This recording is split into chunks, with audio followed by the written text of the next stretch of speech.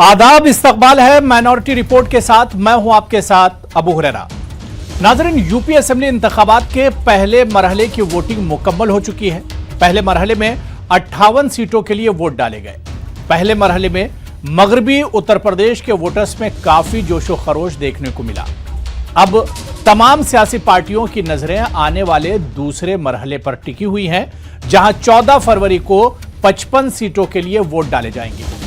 आज minority report में UP की इन 55 सीटों पर अकलियतों और खासकर मुस्लिम वोटर्स की अहमियत और इनकी मौजूदा सूरत हाल की बात करेंगे।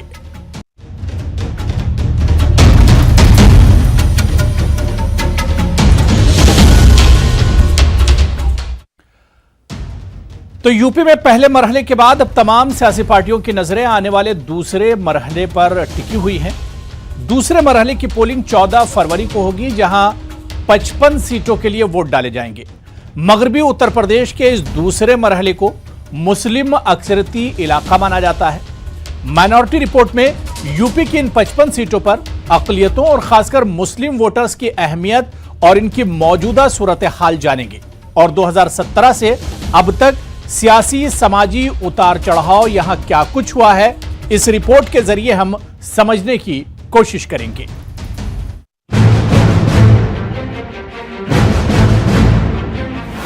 पहला मरहला हुआ मुकम्मल, दूसरे पर सबकी नजर।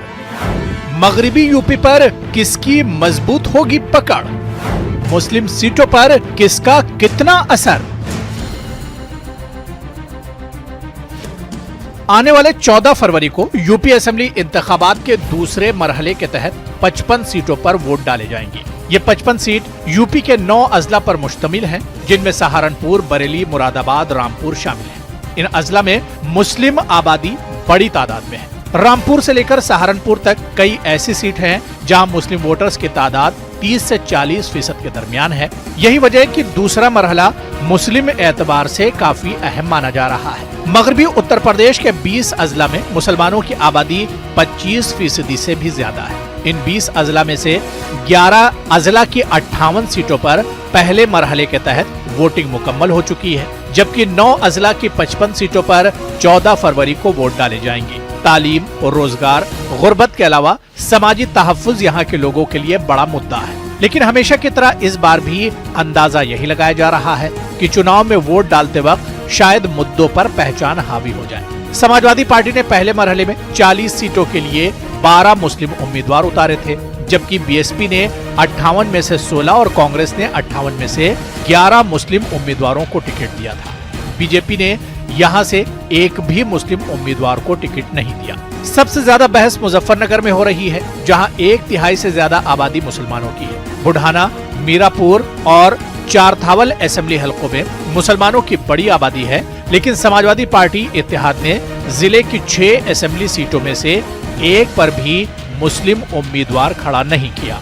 मुजफ्फरनगर और आसपास के अजला में मुसलमानों में ये तासुर है कि मुस्लिम समाज पूरी तरह इसके साथ है, लेकिन जिस तरह से इत्तेहाद ने मुजफ्फरनगर में कोई मुस्लिम उम्मीदवार नहीं दिया, इससे वोटरों में नाराजगी नजर आई है। सहारनपुर का जाना माना मुस्लिम चेहरा इमरान मसूद कांग्रेस छोड़कर समाजवादी पार्टी में शामिल हो गए, लेकिन इन्हें टिकट नहीं मिला। दूसरी तरफ मुजफ्फरनगर का राणा खानदान भी मैदान में नहीं है। कैराना से साबिक एमपी और मुजफ्फरनगर के बुजुर्ग रहनुमा अमीर आलम खान और इनके बेटे नवाजिश आलम भी आरएलडी से टिकट चाहते थे, लेकिन इन्हें टिकट नहीं मिला। मेरठ में याकूब कुरैशी और शाहिद अखलाक जैसे लीडरों को भी टिकट नहीं मिल सका। हालांकि शाहिद मंजूर यकीनी तौर पर किथोर सीट से इलेक्शन लड़ रहे हैं। वहीं साबिक वजीर कमाल अख्तर, जो अमरोहा के नौगोवा सादात से टिकट मांग रहे थे, उन्हें समाजवादी पार्टी ने मुरादाबाद की कांट सीट पर भेजा है। मुरादाबाद जिले में सबसे ज्यादा टिकट मुस्लिम उम्मीदवारों को दिए गए हैं। कुंदर की सीट पर समाजवादी पार्टी ने एमएलए हाजी रिजवान का टिकट काटकर संभल के एमपी डॉक्टर शफीकुर रहमान बर्क के पोते जियाउर रहमान को दिया है। हाजी रिजवान अब बहुजन समाज पार्टी से इलेक्शन लड़ रहे हैं। इसके अलावा मुस्लिम अक्सरती सीटों पर बीजेपी के अलावा बाकी तमाम पार्टियों ने ज्यादातर मुस्लिम उम्मीदवारों को टिकट दिया है। यहाँ तक कि मुस्लिम वोटर जिसे इलेक्शन में उतारा गया है, तकसीम होता नजर आ रहा है। मुस्लिम वोटर तब्दीली चाहते हैं, लेकिन वो मुख्तलिफ रास्तों पर बटे हुए नजर आते हैं। तज्जियाकारों का मानना है कि मुस्लिम वोटर कंफ्यूजन का शिकार नजर आते हैं। वैसे हर बार की तरह इस बार भी एक पार्टी को इख्तिदार देना चाहिए और दूसरी पार्टी को इख्तिदार से हटा दिया जाए। मौजूदा इंतखाबी माहौल में मुसलमानों के मसाइल पीछे रह गए हैं। फिरकावाराना पोलराइजेशन में तालीम, सेहत, बेरोजगारी और अमन अमान जैसे मसाइल पीछे रह गए हैं और लीडर अपने हक में वोट हासिल करने के लिए जात और मजाहिब के आदाद शुमार के मुताबिक बयानबाजी करने में मसरूफ है। इस बार इलेक्शन में फिरकावारियत कम दिखाई दे रही है। ऐसा लगता है कि वोटर अपने मसाइल को भी अहमियत दे रहे हैं। इसकी एक वजह यह है कि वोटर अब बाशऊर हो चुके हैं। वोटर इस बात पर तवज्जो दे रहे हैं लीडर माशरे को जोड़े रखने के काबिल होंगे। मुरादाबाद मंडल की ज्यादातर सीटों पर इत्तेहाद और दीगर पार्टियों ने मुस्लिम वोटरों पर दांव खेला है, जबकि बीजेपी ने ओबीसी को रागिब करने की कोशिश की है, बल्कि वो अपनी सीट के उम्मीदवार पर तवज्जो मरकूज किए हुए हैं। सियासी तज्जियाकारों और मकामी वोटरों का मानना है कि कहीं न कहीं समाजवादी पार्टी इत्तेहाद मुसलमानों की पहली पसंद बनी हुई है। ताहम अखिलेश यादव ने मुसलमानों और उनके मसाइल से एक खास फासला रखा हुआ है। अखिलेश नहीं चाहते कि इन्हें मुसलमानों के ज्यादा करीब देखा जाए और इससे पोलराइजेशन का मुकाबला होता है। अखिलेश यादव ने पिछली बार मुसलमानों को 18% रिजर्वेशन देने का ऐलान किया था, लेकिन इस सिमत में कोई कदम नहीं उठाया गया। स्कूल कॉलेजों में उर्दू असातिज़ा की जगह खाली हैं। मुसलमानों के तय अखिलेश का बयान एक सवालिया निशान है। करने और कहने में फर्क है। यही वजह है कि पढ़े लिखे मुसलमान कहीं न कहीं अखिलेश से नाराज हैं। हालांकि अखिलेश को लगता है कि मुसलमान हमारे पास नहीं आएंगे तो कहां जाएंगे। Bureau report, news 18 Urdu. तो यूपी असेंबली इंतखाबात का पहला मरहला मुकम्मल हो चुका है और अब तमाम सियासी पार्टियों की नजरें यूपी असेंबली इंतखाबात के दूसरे मरहले पर टिकी हुई हैं, क्योंकि मगरबी उत्तर प्रदेश का ही ये हिस्सा है जहां पर दूसरे मरहले के तहत वोट डाले जाएंगे। और जब बात मगरबी उत्तर प्रदेश की यूपी की होती है तो यहां पर मुसलमानों की अच्छी खासी तादाद है। पहले मरहले की तरह ही क्या दूसरे मरहले में मुस्लिम वोटर्स की अहमियत क्या कुछ है, किस तरह का किरदार मुस्लिम वोटर्स अदा करेंगे, इन्हीं तमाम इश्यूज पर बातचीत करने के लिए मेरे साथ बहुत खास मेहमान, सीनियर सहाफ़ी, मुस्लिम इश्यूज पर बहुत कुछ लिखने वाले और बहुत तजुर्बेकार शकील हसन शमसी साहब मेरे साथ जुड़े हुए हैं। आपसे ही हम दूसरे मरहले में क्या कुछ क्योंकि पोलिंग होने से पहले किस तरह का वहां का माहौल देख पाते हैं, इस पर बात करेंगे। शकील हसन शमसी साहब, आपका सर बहुत इस्तकबाल है न्यूज़ 18 उर्दू में।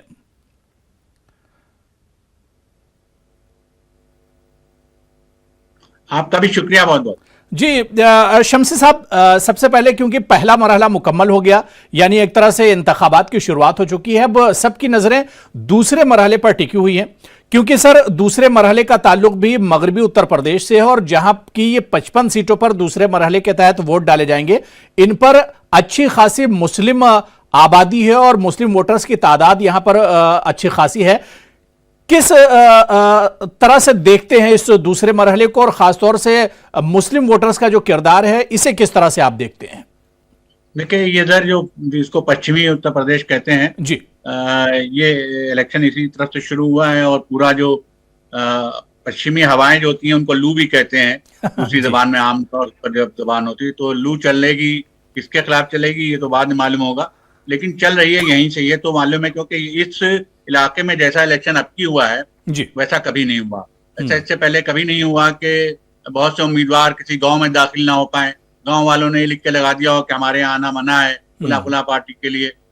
ऐसे वाकयात हुए कि जो इससे पहले इलेक्शन में नहीं हुआ करते थे।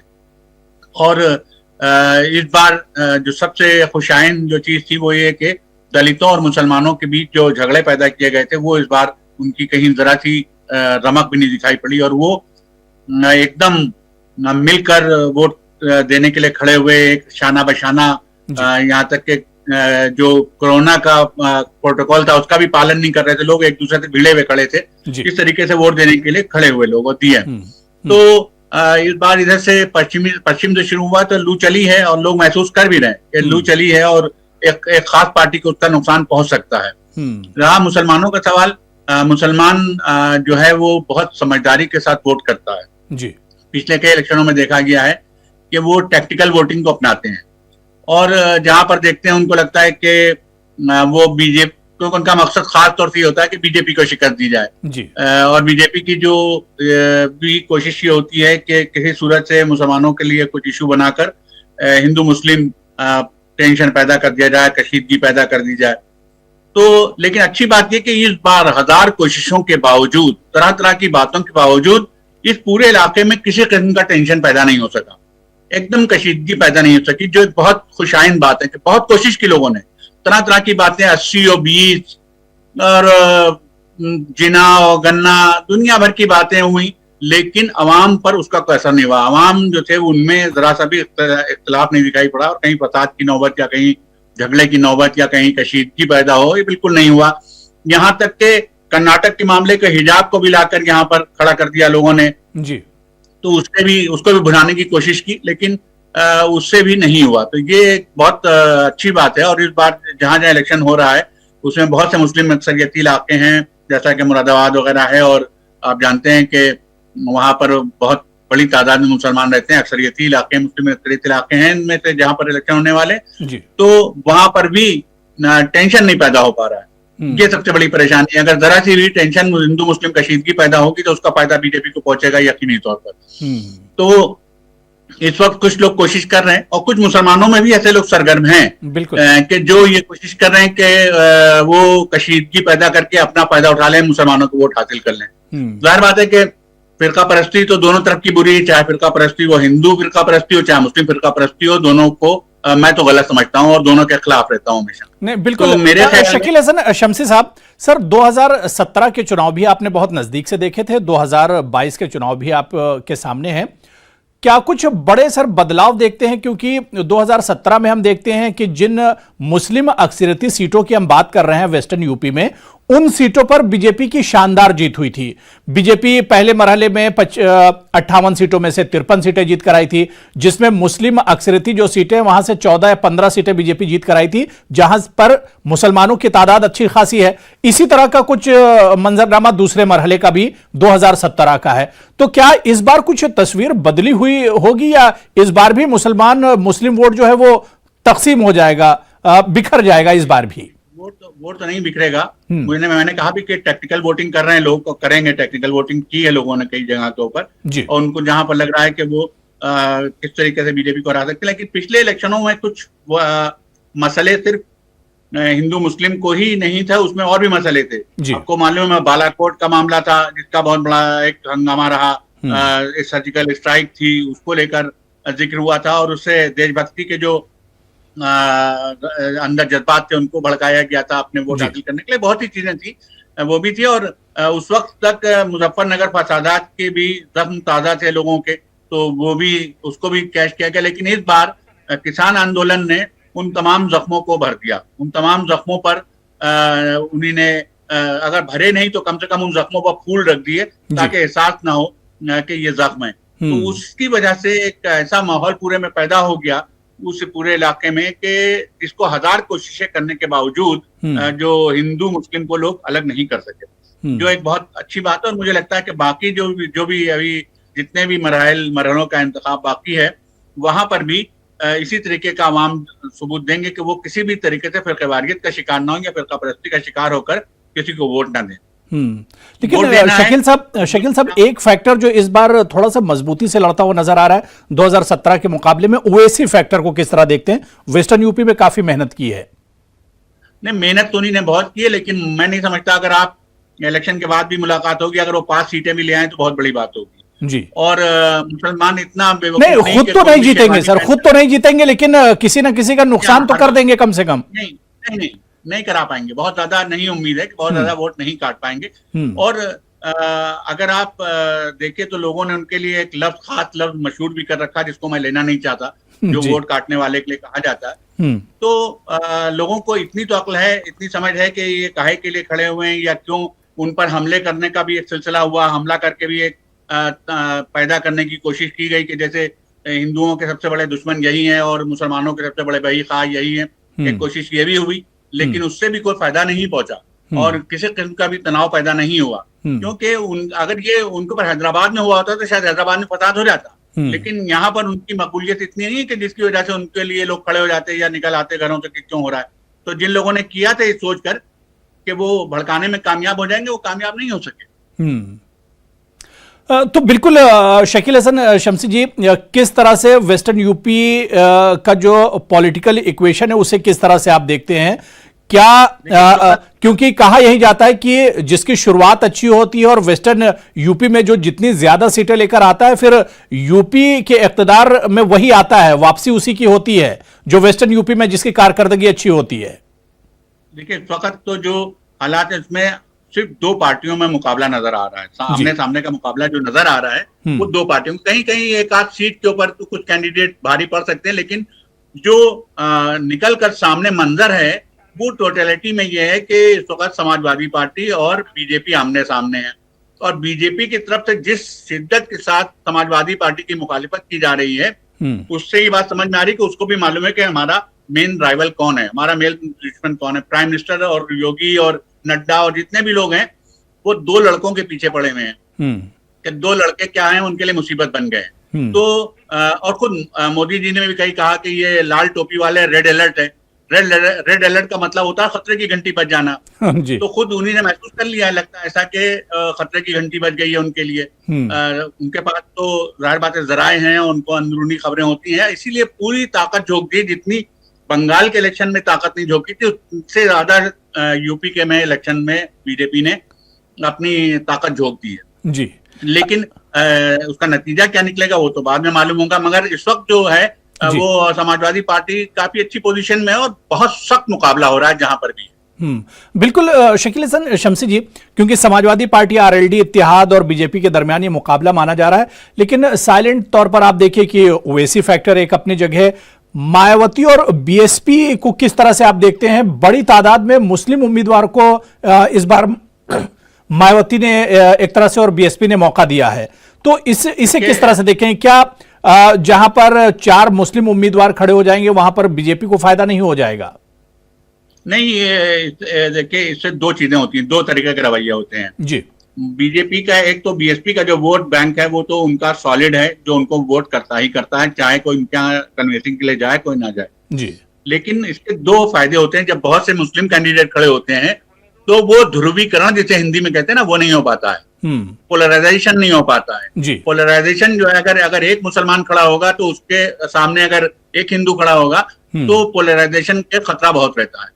तो एक फायदा उसमें ये भी होता है जी। और जो वोट देने वाला है मुस्लिम, वो ज्यादातर जानते हैं कि कौन जीतने वाला है।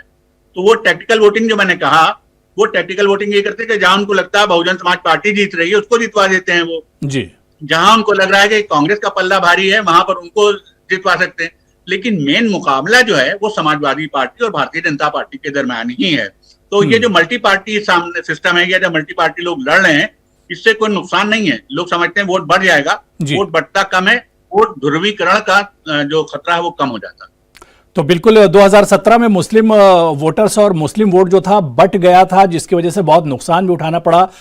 5 साल किस तरह की सरकार रही और मुसलमानों के कितने इश्यूज जो थे वो हल हुए या नहीं हुए। लेकिन 2022 में कहा जा रहा है और जो सियासी मंजरनामा है उसे देखकर भी ये कहा जा रहा है कि आने वाले दिनों में शायद यूपी में एक बड़ा सियासी बदलाव देखने को मिलेगा। शकील हसन शम्सी जी, सर बहुत बहुत शुक्रिया, बहुत शानदार तजिया करने के लिए और अपना कीमती वक्त देने के लिए। सर बहुत बहुत शुक्रिया आपका। शुक्रिया आपका भी बहुत। तो नाजरीन, यूपी इंतखाबात का पहला मरहला मुकम्मल हो चुका है और दूसरे मरहले पर सबकी नजर है। लेकिन ये दूसरा मरहला भी 2017 में बीजेपी के लिए बहुत शानदार रहा था और दूसरी जो पार्टियां थी, चाहे समाजवादी पार्टी की बात करें, बहुजन समाज पार्टी या कांग्रेस, इनके लिए बहुत मायूसकुन रहा था।